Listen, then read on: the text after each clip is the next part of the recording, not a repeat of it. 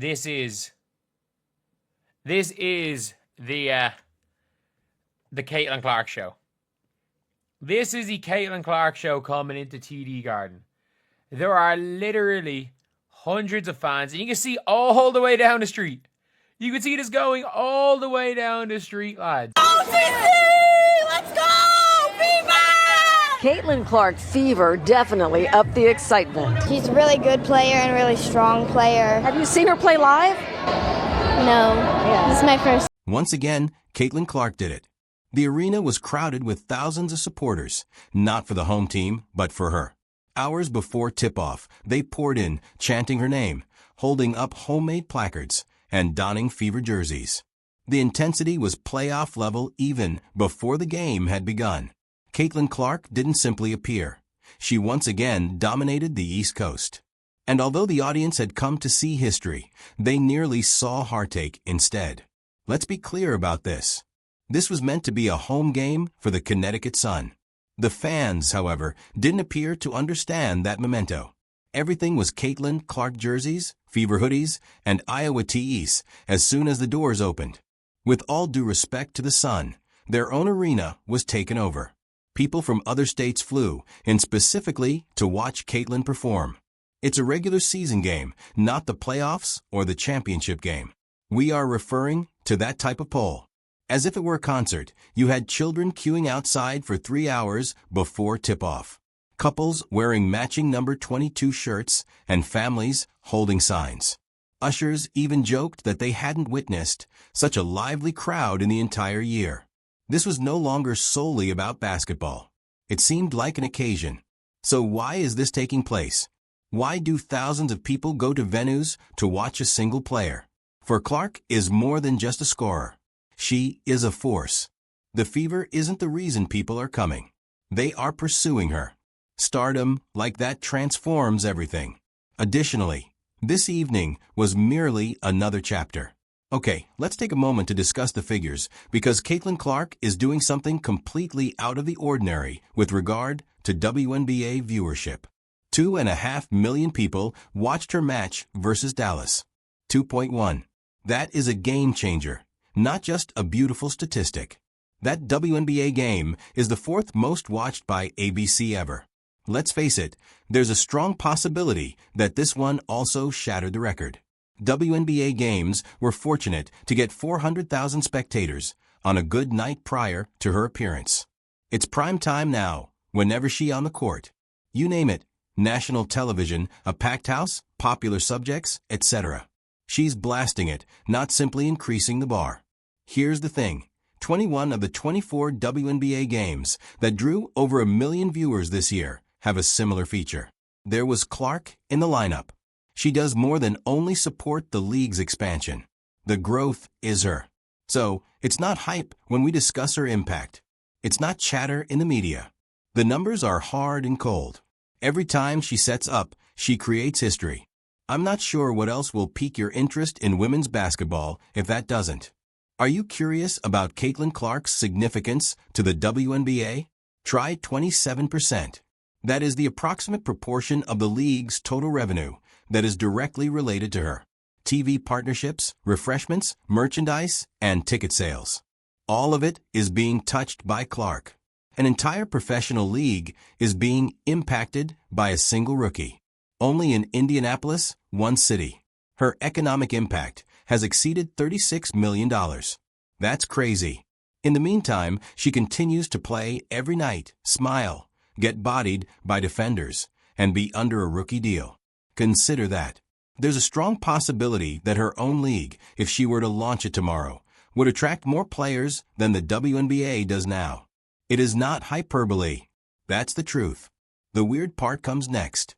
She is unwilling to go. Her goal is for the WNBA to expand. Even though it appears that some league members don't fully respect what she's bringing to the table, she still wants the league to win.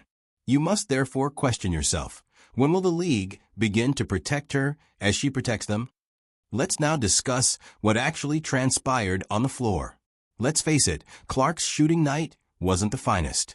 Began slowly and made some contact. A handful of threes that they should have made were missed. Her field goal total was 4 for 14.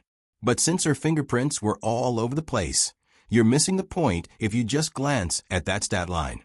She controlled the spacing, established the tempo, directed the attack like a surgeon, and provided candy-like assists. She located the open teammate when the defense gave way. She took hits, attracted attention, made the correct readings, and never stopped moving. The Sun threw everything against her, including double teams 30 feet from the rim, switches, and traps. Clark, however, remained composed. She continued to manage her groin pain, as you could see, but she maintained her beat. Throughout the entire game, the Fever remained inside striking distance.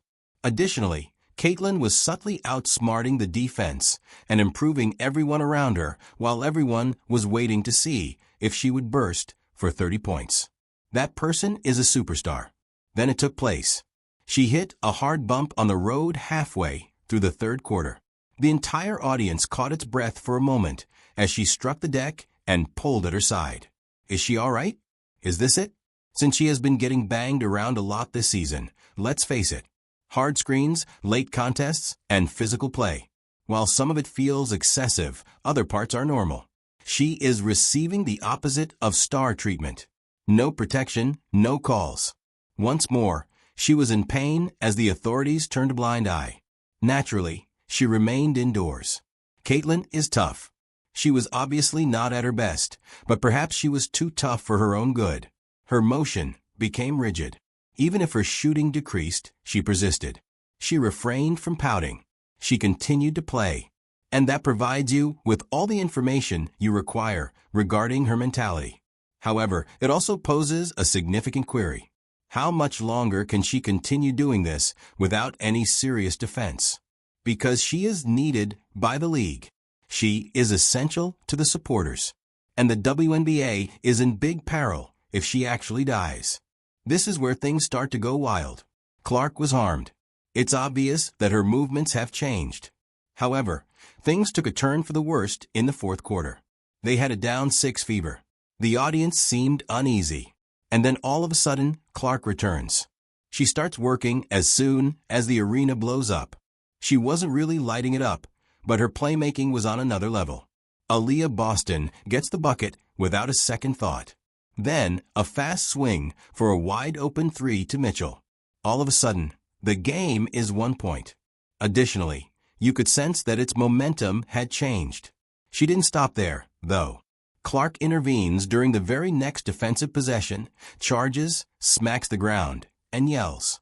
The structure erupts.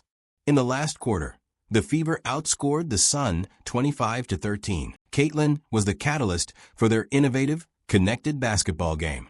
She only needed to take the lead. She didn't need to score. And she did precisely that. Do you wish to discuss clutch?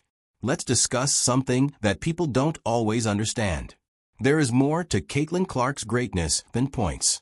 It's not just about the eye-catching accents or the threes in the logo. It has to do with presence. She doesn't even need to dominate the box score to control the entire game. I mean, it's not pretty to shoot 4 out of 14. However, you are aware of how she reads defenses and anticipates passing angles before they materialize. How her teammates have faith in her to lead the attack. It's not common. That is unique. And because she is flawless, the audience isn't applauding. She is genuine, which is why they are applauding. She works hard. In search of loose balls, she dives. She assumes leadership roles. She displays feelings. It's what people relate to.